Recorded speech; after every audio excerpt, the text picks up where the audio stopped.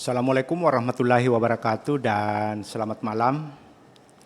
Pertama-tama saya ingin memperkenalkan diri. Nama saya Haji Hairudin SE atau yang lebih dikenal dengan Peta Ijaz. Pemilik akun channel YouTube Hairudin Ijaz yang sebelumnya namanya Peta Ijaz. Jadi pada malam ini saya akan bercerita tentang seputar hak cipta di cover-cover lagu di YouTube. Jadi beberapa bulan yang lalu saya mencoba mengcover sebuah lagu Bugis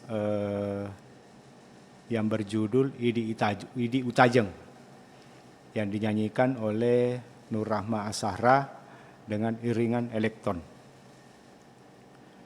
Kenapa saya memilih lagu itu? Karena memang penyanyi saya Nur Rahma Ashara sangat suka dengan lagu itu. Mungkin karena dia bisa mainkan cengkok dan lagunya. Beberapa bulan kemudian, tepatnya di bulan Juli, tiba-tiba saya mendapatkan sebuah klaim di channel YouTube saya, seolah-olah saya ini adalah melanggar hak cipta. Nah, ini saya juga cukup kaget juga kenapa disebut melanggar hak cipta. Padahal ketika saya upload video ini, tidak satupun teguran atau pelanggaran yang saya lakukan. Artinya lagu ini memang mungkin belum didaftarkan klaim hak cipta di YouTube, sehingga belum ada dampak ke konten kreator yang mengcover lagu-lagu tersebut. Jadi ketika saya menerima notifikasi itu, saya juga cukup kaget karena seolah-olah saya ini melakukan pelanggaran terhadap hak cipta. Jadi lagu ini sebenarnya belum didaftarkan hak cipta tapi dianggap melanggar hak cipta. Jadi menurut saya ini adalah sebuah mungkin perlu dipahami bersama bahwa ketika lagu tersebut belum didaftarkan hak cipta tentu belum bisa menimbulkan hak cipta. Jadi saya ingin mengklarifikasi hal ini karena jangan sampai hal ini juga berdampak kepada channel-channel konten kreator lainnya yang mengcover lagu Bugis. Seluruhnya dianggap melanggar hak cipta padahal lagunya belum didaftarkan hak cipta. Jadi notifikasi ini saya terima dari atas nama Mahendra. Nah, kemudian setelah saya jawab emailnya, kemudian muncul sebuah organisasi namanya FPLB.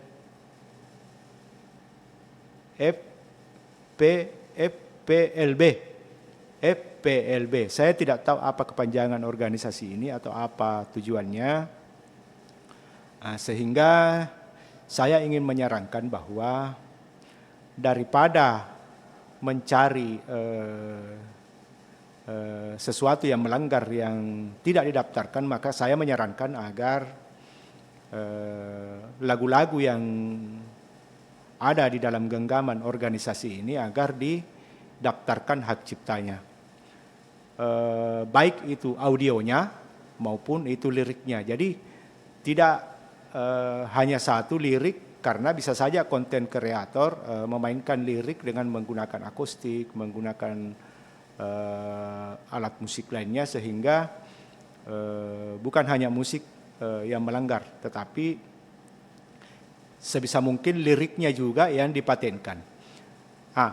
Hal ini saya gambarkan di luar sana, di Pulau Jawa, Kalimantan dan Sumatera. Para pencipta lagu itu mendaftarkan hak ciptanya itu di dua jenis, yaitu audionya dan liriknya, sehingga dimodifikasi apapun tetap akan pencipta lagu tetap akan mendapatkan haknya. Jadi kenapa saya berkomentar di sini? Karena tentu ini akan membantu para konten kreator untuk lebih berkreasi menyanyikan atau mengcover lagu-lagu yang diciptakan karena tidak lagi dianggap melanggar hak cipta. Karena sudah terdaftar secara resmi di konten yang akan di-cover. Hal ini juga memberikan kesempatan kepada penyanyi-penyanyi baru, muda, berbakat untuk menyanyikan lagu-lagu daerah yang akan di-cover tanpa melanggar hak cipta karena sudah secara otomatis di sistem.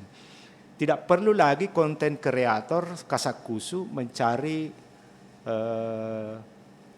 pemilik pencipta, menghubungi email, menghubungi nomor WA karena 90% konten kreator itu tidak mengetahui atau tidak memiliki kemampuan untuk mencari pencipta lagu tersebut.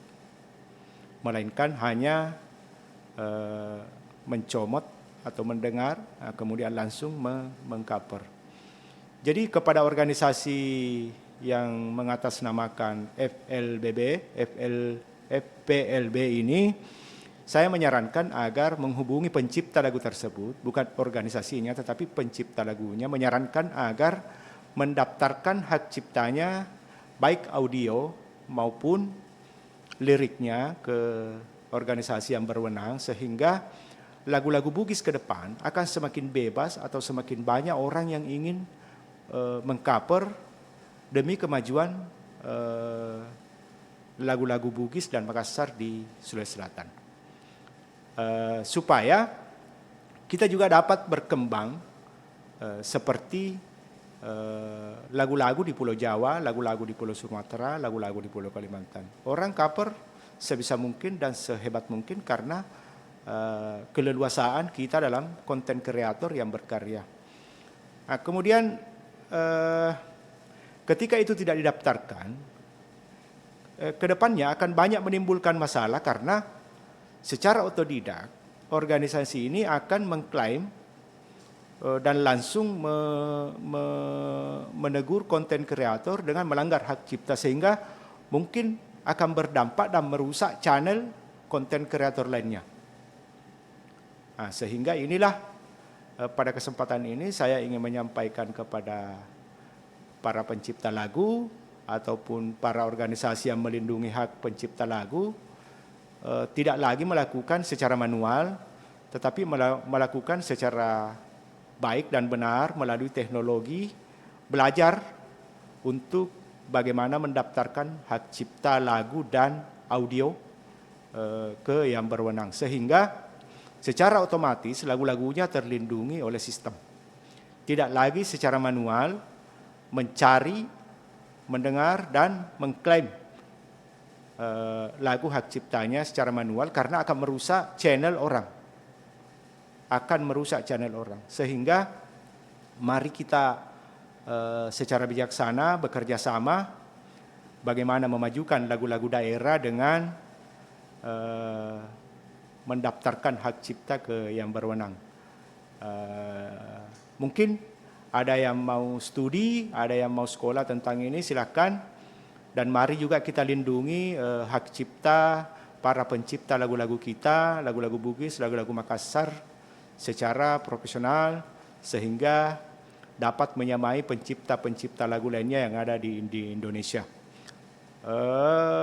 Ribuan lagu, maka jutaan lagu yang tersedia seluruhnya sudah terdaftar di YouTube sehingga tidak ada lagi istilah pelanggaran hak cipta. Tetapi pencipta akan mendapatkan hak-haknya sesuai dengan ketentuan yang diatur karena akan langsung muncul di notifikasi.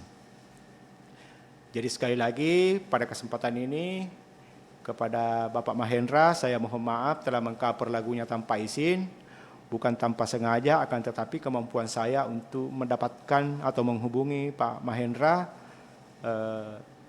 belum tahu dan belum tahu caranya.